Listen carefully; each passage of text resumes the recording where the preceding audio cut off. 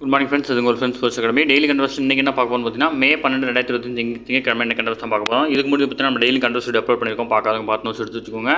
அது மட்டும் இல்லாமல் நம்ம சேனலை சப்ஸ்கிரைப் பண்ணி சப்போர்ட் பண்ணுங்கள். முடிஞ்சளவு ஷேர் பண்ணுங்கள். நம்மளோட ஃப்ரெண்ட்ஸ் போலீஸ் அகாடமி அப்படின்ற டெலிகிராம் சேனல் ஜாயின் பண்ணிக்கோங்க. இம்பார்ட்டன்ட் அப்டேட்ஸ் உங்களுக்கு ஒன்று கிடைக்கும். அடுத்து வந்து பார்த்தீங்கன்னா நம்ம பயிற்சி மையம் சார்பில் 2ஆம் நிலை காவல்துறைக்காக இந்தியன் அப்படின்ற டெஸ்ட் பேட்ச் வந்து தொடங்கியிருக்கோம். விருப்பமுள்ள மாணவர்கள் தாராளமாக நினைச்சிக்கலாம். இல்லை மொத்தம் உங்களுக்கு 60க்கும் மேற்பட்ட தேர்வுகளும் 6000க்கும் மேற்பட்ட வினாக்களும் கிடைக்கும். இதற்கான அட்மிஷன் வந்து பார்த்தீங்கன்னா நடந்துட்டு இருக்கு. ஷெட்யூல் டிஸ்கிரிப்ஷனில் கொடுக்குறேன், வியூ பண்ணி பாருங்கள். உங்களுக்கு ஏதாவது டவுட் இருந்துச்சுன்னா ஸ்கிரீனில் இருந்த நம்பர் கால் பண்ணி உங்கள் டவுட்டை நீங்கள் கிளாரிஃபை பண்ணிக்கலாம். சரிங்களா? வாங்க ஃப்ரெண்ட்ஸ், கரண்ட் அஃபேர்ஸ் பார்த்துடலாம். அதாவது வந்து பார்த்திங்கன்னா தாக்குதல் வந்து பார்த்திங்கன்னா ஓய்வு நிலைக்கு இந்தியா பாகிஸ்தான் இடையே சண்டை வந்து பார்த்திங்கன்னா நிறுத்தம் மேற்கொள்ளப்பட்டதை தொடர்ந்து வந்து பார்த்திங்கன்னா எல்லை மாநிலங்களில் வந்து பார்த்திங்கன்னா அமைதி நிலவுறதா வந்து பார்த்திங்கன்னா தெரிவிச்சிருக்கிறாங்க. நமக்கே தெரியும், பஹல்காம் தாக்குதலுக்கு எதிராக வந்து பார்த்திங்கன்னா இந்த பதிலடி நம்ம வந்து கொடுத்துட்ருக்கோம். ஓகேங்களா? ஆப்ரேஷன் சிந்தூர். ஓகேங்களா? இது ரொம்ப முக்கியமான வார்த்தை, இதை ஞாபகம் வச்சுக்கோங்க. கேட்கறதுக்கான வாய்ப்பு இருக்குது.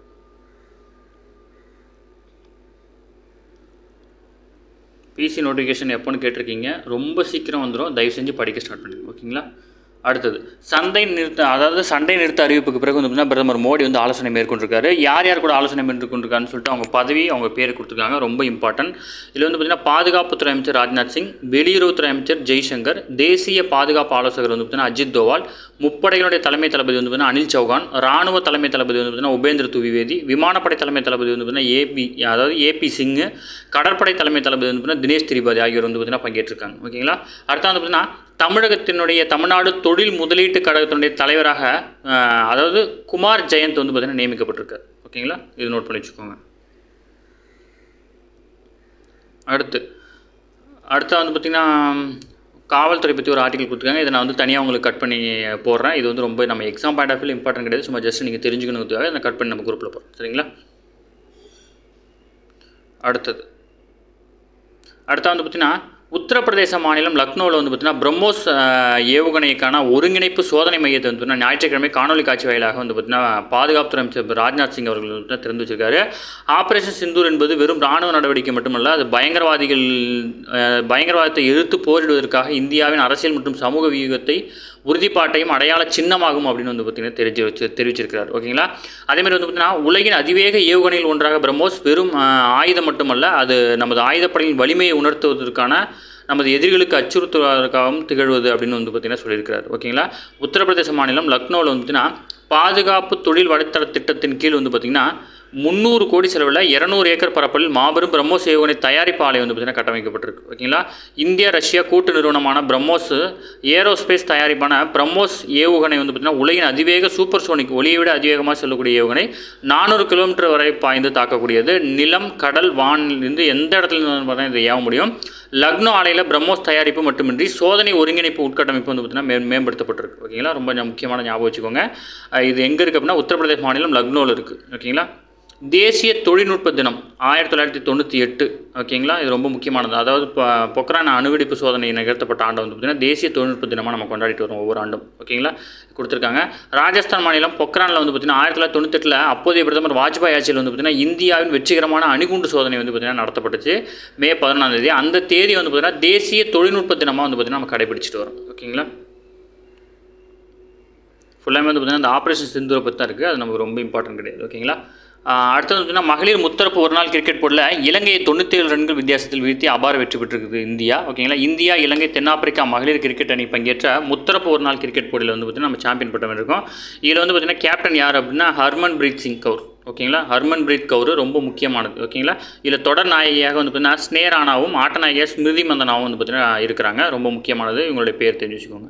உலகக்கோப்பை வில்வித்தை போட்டியில் 2ஆம் கட்ட போட்டியில் வந்து பார்த்திங்கன்னா இந்தியா 7 பதக்கங்கள் வந்து பார்த்திங்கன்னா கைப்பற்றிருக்கு. நம்ம நேற்று பார்க்கும்போது 5 பதக்கங்கள் கைப்பற்றிருந்தாங்க. 2ஆம் கட்ட போட்டியில் வந்து பார்த்திங்கன்னா 7 பதக்கங்களை வந்து பார்த்திங்கன்னா கைப்பற்றிருக்காங்க. ஓகேங்களா?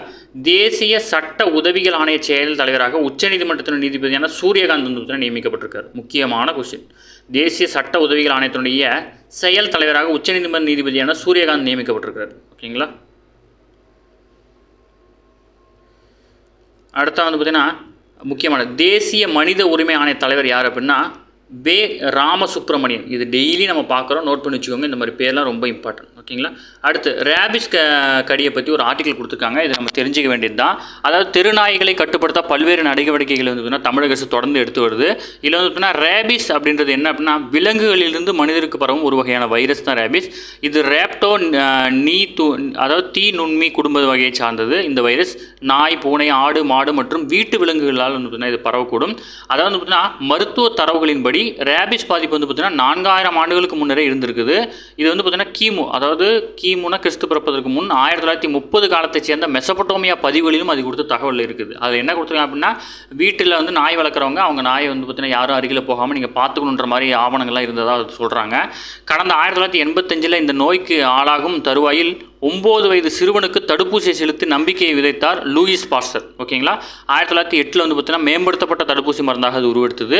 1970, 80களில் வந்து பார்த்தீங்கன்னா புதிய வகையான தடுப்பு மருந்துகள்லாம் வந்து பார்த்தீங்கன்னா கண்டுபிடிச்சிட்டாங்க. ஓகேங்களா. இதில் வந்து பார்த்தீங்கன்னா தரவு கொடுத்துருக்காங்க தமிழகத்தில் எவ்வளோ இறப்பு ஏற்பட்டிருக்கு, எவ்வளோ நாய்க்கடி ஏற்பட்டிருக்குன்னு. 2025 இது வரைக்கும் 2,10,337 ரேபிஸ் பலியோட எண்ணிக்கை வந்து பார்த்தீங்கன்னா 11 இருக்குது. ஓகேங்களா.